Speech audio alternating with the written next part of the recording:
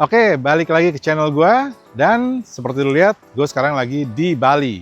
Kenapa? Karena gue mau nge-review dan test drive mobil gue yang udah gue miliki sekitar 6 bulan, ya, yaitu Yaris Cross Hybrid. Jadi kita akan ya bahas standar lah ya, fiturnya, seperti apa aja, kelebihannya, kekurangannya. Lalu karena kita jalan ke Bali, nanti gue juga akan share ini actually seberapa irit sih, beneran irit nggak sih hybrid ini? Karena yang sebelumnya ya gue udah pernah juga bikin review Honda CR-V Hybrid ya. Nah ini kita akan lihat nih, dengan mesin lebih kecil tapi bodi lebih ringan, apakah bisa lebih irit? Oke, stay tune dan tonton terus sampai selesai.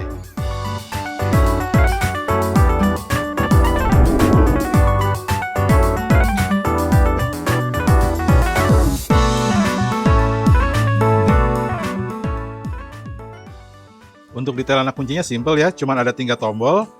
Yang pertama untuk lock, unlock, dan untuk buka pintu bagasi. Oke, ini gue kasih sarung aja biar bagus. Sudah mendukung keyless entry tentunya ya. Dan anak kuncinya tersembunyi di dalam, cuman agak susah ini bukanya. Yang jelas masih ada anak kunci fisik untuk keadaan darurat. Untuk eksterior, kita mulai dari bagian depan.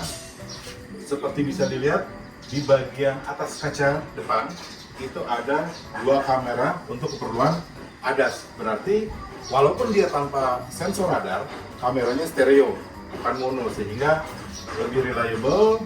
Untuk wiper biasa aja, di sini ada washernya untuk wiper, bukan tipe yang hidden. Oke. Untuk lampu, di bagian atas itu ada DRL yang akan bergantian menyala dengan lampu sein. Dan untuk lampu utama dan lampu jauh itu terpisah menjadi 2 bagian, sudah LED semua. Lalu di sini ada ornamennya ya, chrome. Turun ke bagian bawah sedikit. Nah, ini yang menarik. Di sini ada sensor depan nih untuk keperluan ADAS, dan juga ketika parkir ini bisa dinyalakan atau dimatikan ya.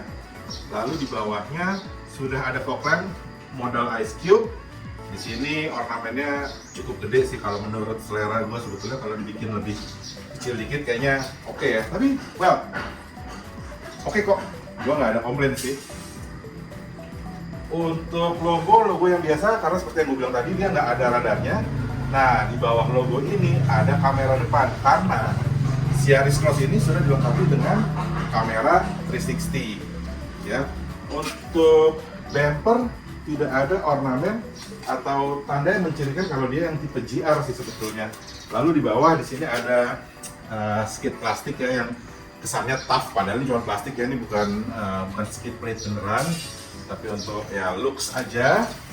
Oke, jadi dari depan tampilannya seperti ini. Tampangnya tampang Toyota kekinian, tapi ini desainnya bukan desain TNGA ya yang untuk Indonesia.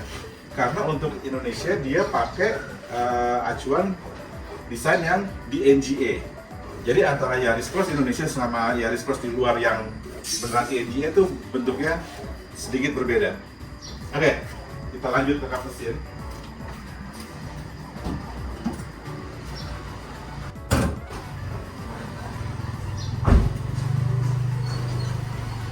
Kap mesinnya kecil dan terlalu berat. Sayangnya belum dikasih hidrolik, kita harus sanggah manual seperti ini. Dan ya seperti mesin mobil Jepang kebanyakan di range harga segini ya, ruang mesinnya agak berantakan ya, cuman bagian atasnya aja yang tertutup cover kecil. Lalu sudah diberi peredam juga. Nah, untuk figur tenaga dan torsinya mungkin silakan lihat di layar. Oke, gua nggak terlalu inget, tapi tenaganya sih sebetulnya nggak terlalu gede, walaupun tenaganya udah gabungan antara mesin bensin dengan motor listriknya. Beralih ke bagian samping, kita bisa lihat di sini dia diberikan cladding hitam untuk menambah kesan gagah dan macho ya. Ini dia dari atas roda sini, terus di bagian bawah samping full sampai belakang, lalu nyambung lagi ke area roda belakang, sehingga dia memberikan kesan layaknya sebuah SUV atau tepatnya crossover. Untuk sisi ban, dia menggunakan ban yang cukup besar dengan ukuran 215, tebal 55 dan diameter 18 inci, sehingga proper banget, bannya nggak kelihatan, ban dan bodi itu nggak kelihatan jimpang gitu, bannya kekecilan atau bahkan kegedean. Pengereman semuanya sudah disc brake depan belakang dan tidak perlu dibahas lagi. ABS, EBD, BA itu semua sudah fitur wajib di mobil modern dengan harga di kisaran harga ini. Di samping ada logo hybrid yang baru dari Toyota ya, yang cuma tulisan HEV gitu. Kalau dulu kan Toyota Synergy Drive, sekarang cuma HEV, ada bundaran biru ya, menandakan ini hybrid. Untuk kaca spion, dia modelnya menempel ke pilar A, bukan di pedestal yang dipasang di bodi, tapi dia di pilar A dan ukurannya cukup besar. Ada lampu sen terintegrasi dan di bagian bawah dia ada paddle light yang fungsinya kalau mobil terkunci dan lu deketin di tempat yang gelap, dia akan nyala ya, sehingga menerangi bagian bawah mobil. Lalu di bawah sini seperti yang gue bilang, dia ada kamera 360, di kedua spionnya pasti sudah ada kamera juga untuk mendukung fitur 360-nya yang oke menurut gue. Ini ada talang air ya. Talang air ini bawaan pabrik, bukan gue yang pasang. As you know, gue nggak suka pasang-pasang aksesoris apalagi cuma talang air, tapi kalau memang bawaan pabrik harusnya sih cukup kuat dan cukup bagus, jadi ya udah gue nggak remove. Di atas ada roof rail. Ini sepertinya roof rail beneran sih, bisa ditaruh beban ya, bisa dipasangin roof box. Oke, lalu untuk handle pintu dia model tarik seperti ini, tapi dia unik. Kali ini biasanya kan kalau Toyota untuk kunci, oke, di sini ada guratan, lo klik dia kunci, ketika mau buka, lo masukin tangan lagi untuk ngebuka ya. Kalau ini enggak, baik kunci maupun ngebuka, lo harus tekan guratan ini. Sebetulnya plus minus, di minusnya dulu itu nggak akan terlalu intuitif ya, karena ketika lu kunci, lu mau buka, contohnya ini gua kunci, oh ya spionnya juga udah auto retract ya. Ketika lu kunci dan lu mau ngebuka, secara naluriah lu akan gini dan ini nggak kebuka, tapi lu harus pencet dulu si guratan tadi dan dia baru akan kebuka. Itu minusnya ya. Tapi plusnya, ketika lu kunci dan let's say lu mau ngeyakinin aja nih pintu udah kekunci atau belum, kalau pakai sistem yang bukaannya di sini kan ya lu mau ngetes ya langsung kebuka. Kalau ini kan enggak ya, bisa lu ini kunci nggak sih gitu ya. Oke, dan keyless entry ini ada di pintu depan kiri maupun pintu depan kanan, sehingga memudahkan ya ketika lu umpamanya harus parkir mepet kanan, lu bisa buka pintu mobil dari sisi sebelah kiri. Masih di spion, ini juga ada indikator untuk blind spot monitoring yang akan menyala ketika dia mendeteksi ada kendaraan lain atau objek di titik buta ya, titik buta sebelah kiri maupun sebelah kanan, dia akan menyala. Dan ketika dia menyala tapi kita nekat ngesen ke arah tersebut, dia akan berkedip dan mengeluarkan bunyi. Kalau atapnya emang gue spesify beli yang roofnya dicat hitam, itu nambah lagi. Oke, seperti itu bagian sampingnya. Kita lanjut ke bagian belakangnya. Untuk bagian belakang, kita mulai dari atas. Ada antena shark fin, lalu ada roof spoiler lengkap dengan high mount stop lamp, ada rear defogger, dan ada wiper belakang. Ini paket komplit ya, udah sangat mencukupi untuk keperluan sehari-hari. Di sini ada ductile spoiler, tapi ini optional dari dealer. Jadi nambah lagi, waktu itu nambah 1 juta ya untuk ductile spoiler ini. Sebetulnya secara teknis ductile spoiler ini cuma aksesoris aja ya. Tapi gue suka aja ngeliatnya pakai ductile. Di sini ada logo Toyota, tempat plat nomor. Untuk lampu, di sini ada lampu sen dan lampu mundur ya. Lampu mundurnya kecil, ini lampu sennya. Lalu ada lampu LED juga untuk lampu malam dan lampu rem. Ini semuanya LED ya, baik lampu mundur, lampu kecil maupun lampu belakangnya ya. Dan termasuk sennya juga, semuanya sudah LED. Di sini ada emblem S dan HV ya, untuk menunjukkan bahwa dia hybrid. Lalu di sebelah kiri ada logo Yaris Cross. bagasinya sendiri sudah elektrik. Ya wajar lah dengan harga segini. Yang menyenangkan, dari pabrik dia sudah diberikan throttle cover atau separator seperti ini yang bisa kita buka tutup supaya barang bawaan kita tidak bisa diintip oleh orang dari luar. Lantai bagasinya juga 2 tingkat, ya ini yang paling atas. Kalau paling atas dia bibir bagasinya rata, tapi bisa juga dipindah ke bawah untuk membawa barang yang sedikit lebih tinggi. Kalaupun ditaruh paling atas, kita jadi bisa punya tempat penyimpanan ekstra untuk menyimpan benda-benda kecil yang nggak terlalu tebal. Nah, di bawahnya lagi masih ada ban serep ukurannya spesifik.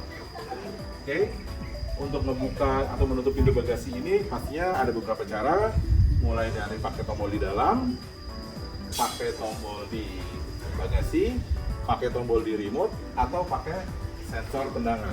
Coba gue coba pakai sensor tendangan, kadang gue gagal sih. Ah, gagal kan? Ah, ya. Bisa, ternyata bisa. Lanjut lagi, di bawah logo Toyota dia agak offset ke kiri ya, nggak pas center. Itu ada kamera belakang untuk kamera 360-nya. Untuk lampu plat nomor dia sudah LED juga. Lalu di bawah ada emblem GR, karena ini yang versi GR ya, versi tertingginya. Lalu masih ada 2 sensor ultrasonic belakang. Mungkin kalian mikir, mobil semahal ini sensornya cuma 2 gitu ya. Enggak, sensornya sebetulnya 4. Jadi ada satu lagi tersembunyi di sudut-sudut. Nah, itulah yang dipakai si blind spot monitoring untuk mendeteksi objek yang berada di titik buta mobil. Oke, pindah ke bagian belakang. Ini diffuser ala-ala. Jujur ini aksesoris doang supaya kelihatan gagah dan maco. Beralih ke interior, seperti udah gue jelasin, ditekan dulu nih yang ada guratannya. Lalu kita buka. Iya, kita mulai dari trim pintu. Untuk trim pintu ini gue agak takjub sih ya. Ini Toyota nggak pelit, dia kasih bahan yang material yang sudah soft touch dari bagian atas. Di bagian bawahnya lagi ada kulit sintetik, ini juga empuk. Pegangan tangan empuk juga. Lalu di sini ada material warna piano black yang gue cuman suka pas barunya doang. Kalau udah lama dia akan jadi fingerprint magnet. Di sini ada pembuka pintu yang ini plastik sih, plastik di lapis warna chrome. Dan untuk tombol-tombol dari bagian atas dia ada untuk power electric mirror ya, ini untuk milih kiri kanan, ngerakin spionnya. Lalu ada electric retract ya, bisa dilipat, dibuka atau dia dibiarkan di tengah untuk auto. Lalu ada power door lock dan di sini ada power window, tapi yang full otomatis up down-nya itu cuman yang sisi pengemudi. Ya standar lah, standar Jepang kayak gitu. Jangan berharap di range harga segini dapat yang full up down itu 4 jendelanya tuh nggak akan lah ya. Lalu di bawah ada window lock. Terlewat bagian atas dia ada tweeter. Dia ada tweeter. Lalu kita ke bawah lagi. Nah, di tempat yang tidak sering kita pegang itu barulah plastik keras. Ya, di sini udah nggak ada lagi plastik soft touch-nya. Terus di sini aksennya masih garis-garis. Dan di sebelah sini ada speakernya. Oke, tempat kantong-kantong cukup banyak. Sebetulnya bisa menampung botol yang lebih besar lagi. Kita masuk. Untuk pertombolan, ini adalah tombol untuk buka tutup bagasi. Ini untuk penolak bala nih, ADAS nih untuk sistem tabrakan ya, front collision mitigation. Ini untuk stability program sama traction control. Ini menarik, ini tombol untuk auto high beam. Jadi kalau ini dipencet dan menyala, dia itu ketika suasana gelap banget dan di depan tidak ada kendaraan lain, itu dia akan menyalakan lampu jauh. Tapi begitu nanti terdeteksi ada mobil atau motor, dia akan kembali ke lampu depan yang normal, yang biasa. EV mode. Nah, EV mode ini fungsinya adalah ketika baterai lu penuh, lu bisa memaksa mobil ini berjalan hanya menggunakan baterai. Tapi dia dibatasi kalau nggak salah sampai sekitar 50 km per jam ya, atau 70, gue juga lupa sih. Tapi ini lumayan nih, bisa dipaksakan untuk EV terus ya, walaupun baterainya itu kecil. Jadi pengalaman gue pakai full EV mode itu mentok-mentok paling 1-2 km lah, tapi ya lumayan lah, nice to have. Nah, ini adalah tombol untuk mengaktifkan atau mematikan sensor parkir depan ya, yang tadi gue ceritain. Jadi ya ini berguna kalau lu mau parkir mepet, bisa pakai sensor parkir depan. Ya, kita tutup aja dulu, ada tukang jualan. Oke, di sini ada ventilasi untuk AC. Ini juga sampai sini bahannya masih empuk. Nah, di atas sini yang jarang kita sentuh tuh udah plastik keras ya. Oke, di sini ada tuas lampu. Itu untuk lampu besar, lampu kecil, sen, lampu dim, dan juga lampu kabut depan. Oke, ini biasa lah ya, sistemnya di twist gitu ya. Lalu juga ada fitur auto. Jadi sekarang lampunya itu gue set di auto aja. Giliran terang dia mati, giliran gelap dia nyala. Jadi nggak terlalu repot. Oke, untuk pertombolan di setir. Nah, di setir sebelah kanan ini ada tombol untuk menyalakan fitur adaptive cruise control-nya. Ya, jadi sebelum bisa dipakai ini harus ditekan dulu. Lalu kita tinggal tentuin mau set di kecepatan berapa. Ketika sudah di set, kita masih bisa rubah kecepatan yang diinginkan. Di tengah ada tombol cancel. Di kiri itu dia tombol untuk mengatur kita mau seberapa jauh jaraknya sama mobil depan ketika adaptive cruise control-nya menyala. Di sini ada tombol untuk lane keep assist. Lalu, nah ini jujur untuk mobil ini gue agak komplainnya karena tombolnya campur aduk nih. Di sini kan udah adas-adasan nih ya sampai sini. Atau di sini ada mode itu untuk mengubah sumber dari head unit, mau radio, mau Apple CarPlay and so on. Lalu ada tombol untuk angkat atau menutup sambungan telepon. Di sini ada drive mode. Nah, belang lagi nih, di sini ada drive mode. Jadi kita bisa pilih mau normal, mau eco, mau sport. Di sini ada tombol next atau previous track. Agak mixed up ya. Kenapa nggak disatuin aja? Karena di kirinya baru deh tuh. Ini tombol kursor untuk MID ya.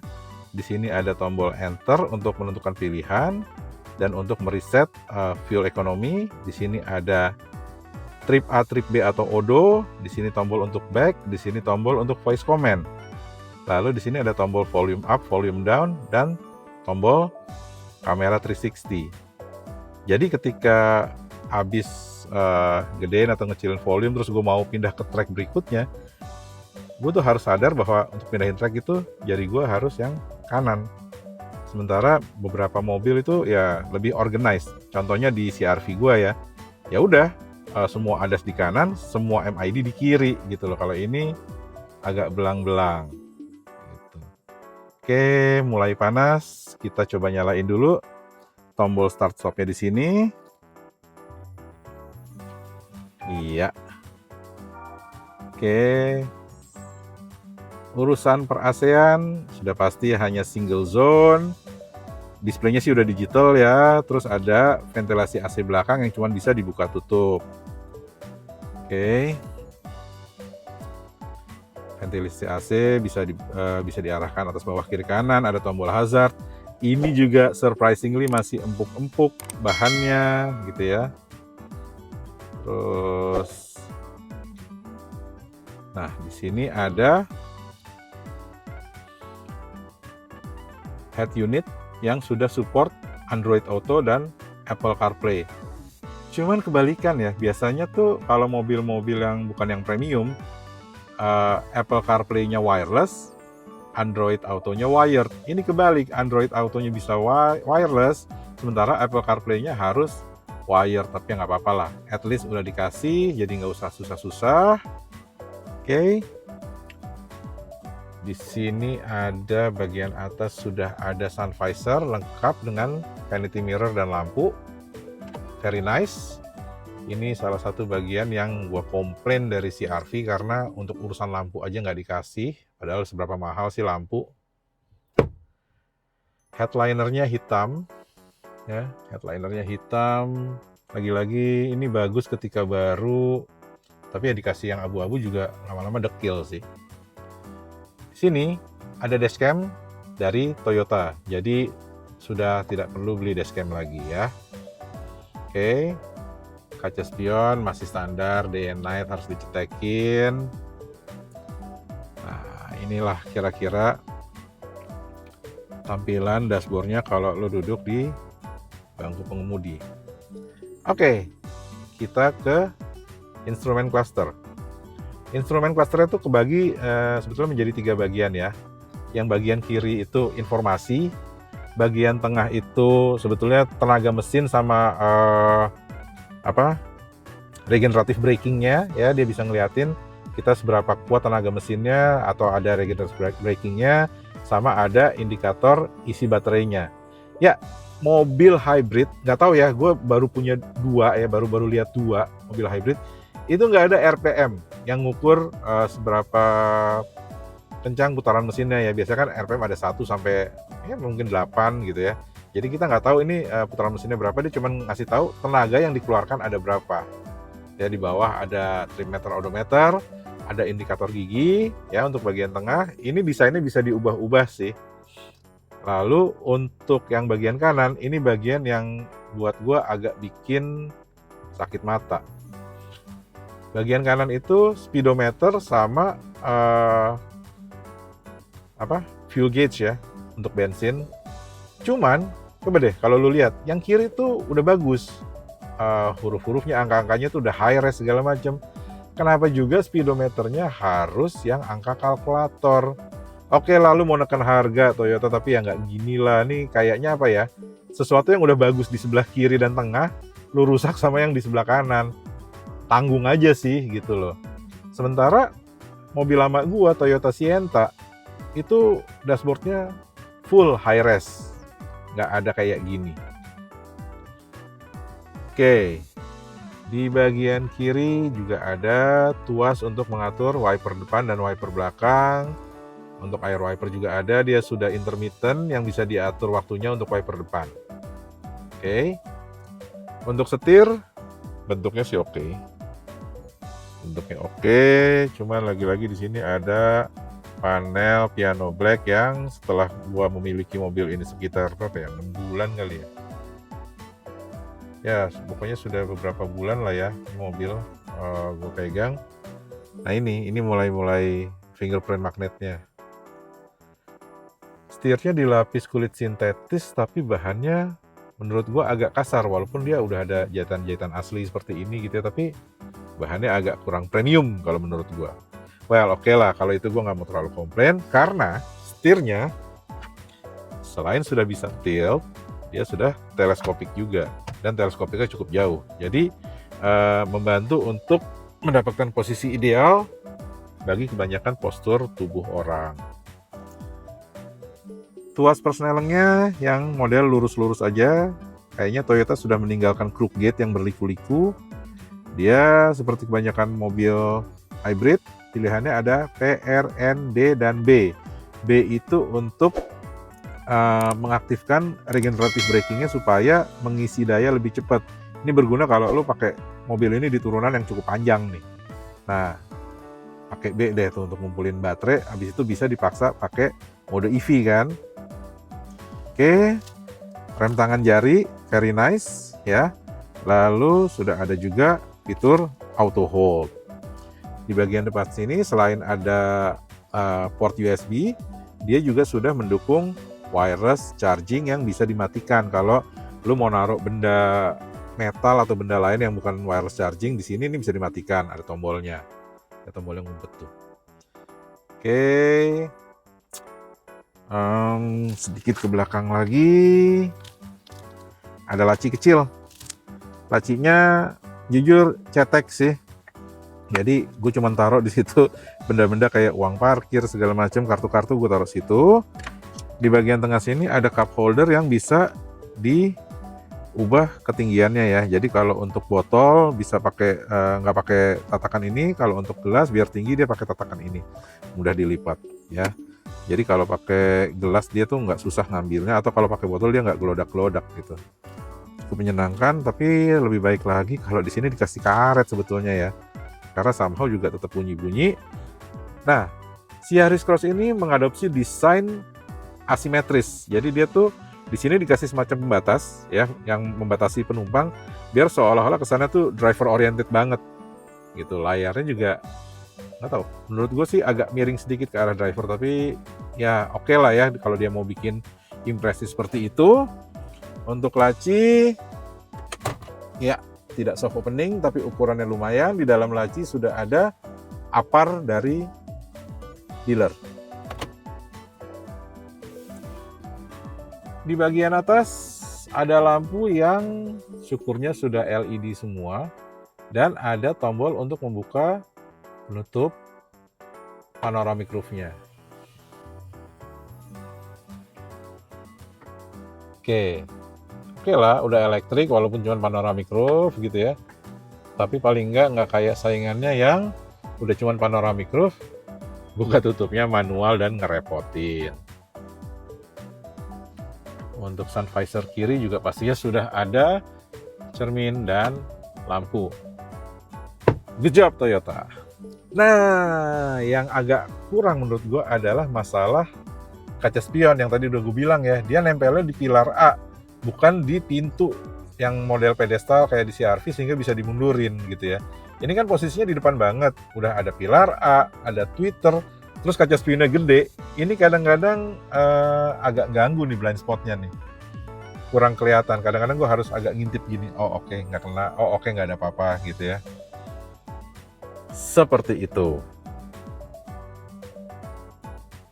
Tambahan untuk bagian depan, khusus jok pengemudi, dia sudah pengaturan elektrik 6 arah ya. Jadi bisa maju mundur, rebah tegak, sama untuk naik turunin kursinya. Untuk head adjusternya ada. Oh sorry, koreksi, 8 arah karena kemiringan joknya juga bisa diatur dari sini secara elektrik ya. Jadi dia untuk rebah atau tegak, maju atau mundur, terus untuk naik atau turun. Lalu untuk jok bagian depan ini bisa sudutnya diubah. Oke, sangat membantu sih. Untuk airbag ini gue hitung dia ada, airbag di setir udah pasti. Penumpang depan ya, udah 2. Terus airbag pilar ya, 2 lagi, 4. Sama dia di joknya juga sudah ada airbag terintegrasi. Jadi total ada berapa tadi? Ada 6 ya? Ada 6 airbag. Yang terlewat lagi di sini ada pengaturan ketinggian sorotan lampu sama laci kecil di bawah sini nih. Untuk naruh kartu, naruh recehan, segala macam. Sementara kalau jok supirnya elektrik, jok penumpang depan masih full manual 4 arah saja. Cuman bisa maju mundur, rebah atau tegak. Dan di headrest jok depan ada emboss GR.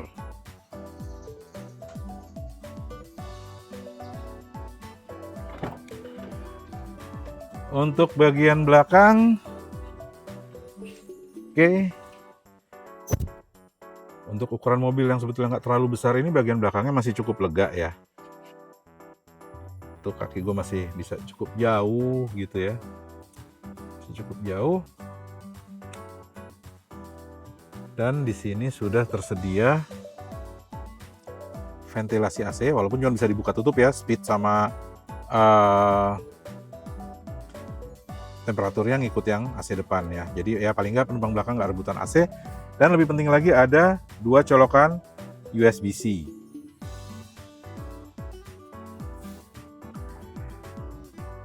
Bahan joknya materialnya sama seperti yang di depan, tidak ada yang dikurangi. Di sini sudah dilengkapi handrest dengan 2 buah cup holder. Lalu untuk sandaran kepala ini sudah ada 3 ya. Untuk headrestnya ada 3, jadi udah proper untuk membuat 3 orang, dan dilengkapi 3 buah seat belt, sampai seat belt tengahnya juga sudah 3 titik. Nah ini juga gue happy, seat belt tengahnya bukan model yang dari atap, gue rada nggak suka karena itu kayak apa ya, kalau ngeliat di spion kayak kewer-kewer. Sudah ada lampu belakang yang LED juga. Buat yang mau bawa anak dengan child seat, di bagian belakang sini sudah ISOFIX juga. Oke. Ini sampai ke belakang materialnya masih empuk-empuk loh. Bukan material keras yang kalau di ketok-ketok tuh bunyinya nyakitin. Ya. Ini panel pintunya masih sama kayak depan. Sini empuk, sini empuk. Oke, sini keras, ada motif garis-garis ya. Ini bukaan pintu juga masih sama. Masih piano black yang sama, dan sampai sini juga masih empuk-empuk. Jadi yang keras itu cuman ya bagian sini sama bagian bawah yang tidak sering dipegang. Lalu masih ada speaker belakang, dan masih ada tempat naruh botol atau cup ya. Cukup praktikal. Di balik jok depan masih ada kantung penyimpanan di kiri kanan ya, kantung penyimpanannya untuk dokumen kali ya. Oke, sekarang gua akan bahas rasa berkendara ya. Jadi untuk rasa berkendara mobil ini kan, kita beli mobilnya selain mikirin harga, mikirin bentuknya segala macam, rasa berkendaranya enak nggak gitu ya. Jangan sampai udah keluar rasa berkendaranya nggak sepadan.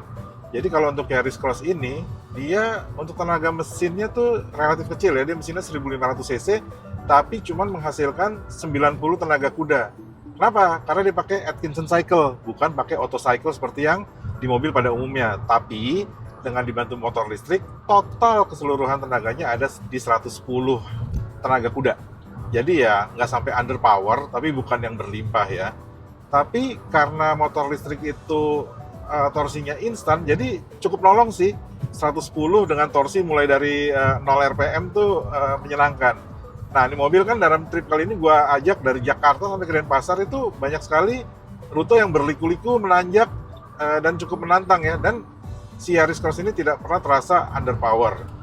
Untuk pengendalian, jujur kalau dari gue sendiri, electronic power steeringnya agak keentengan.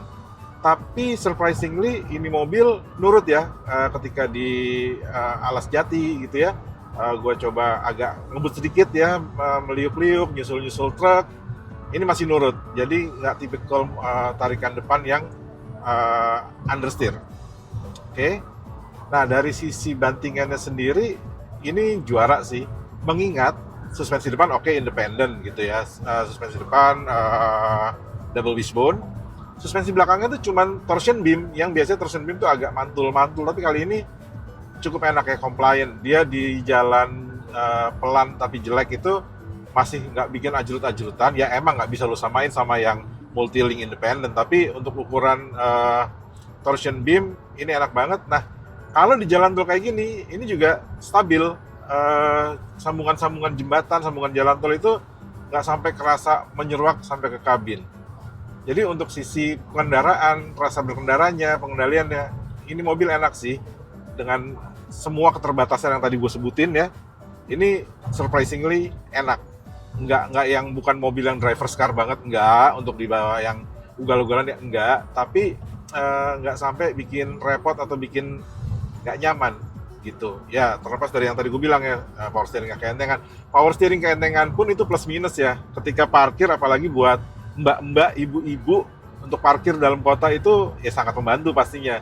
Cuman kalau gue sendiri prefer dikasih berat sedikit, dikasih feel sedikit aja udah pas banget gitu sih. Jadi kita akan bahas fitur ADAS untuk mobil Toyota Yaris Cross ini. Sebetulnya fitur ADAS-nya sudah cukup lengkap ya. Dia ada blind spot monitoring, which is itu perlu banget ya buat gue ya, cukup membantu lah. Habis itu dia juga ada kamera 360. Nah, untuk kamera 360 ini kualitas gambarnya kalau terang oke, kalau dia malam atau agak gelap emang sedikit grainy ya, tapi it's okay, yang penting gue bisa tahu posisi mobil gue. Habis itu dia ada lane keep assist, lane departure warning, sama adaptive cruise control. Walaupun adaptive cruise controlnya itu cuman bisa berfungsi di atas 70 km per jam. Di bawah itu dia akan mati, jadi udah pasti nggak ada traffic jam warning. Nah, kalau di CR-V gua itu sebelumnya gua agak ngomel, dia nggak ada BSM, blind spot monitoring, adanya Honda Lane Watch. Ini gue lebih prefer sih blind spot monitoring, sehingga ketika ada kendaraan lain di titik buta mobil ini, di kaca spion itu dia nanti akan ada lampu nyala warna kuning ya, nandain ada hati-hati lo, ada mobil nih deket lo di blind spot lo. Dan kalau gua nekat ngesen ke arah yang ada mobil itu, maka si blind spot monitoringnya akan kedip-kedip tuh di kaca spion dan akan berbunyi ngasih tahu hati-hati, lo akan belok ke tempat yang akan ada mobil lain. Oke, berikutnya juga dia ada si dashcam ya. Dashcamnya ini factory installed. Nah, yang gua agak komplain adalah lane keep assist-nya. Lane keep assist-nya ini harus dipakai berbarengan dengan adaptive cruise control, dan menurut gue nggak smooth ya. Gue nggak pede ngelepas tangan gitu loh.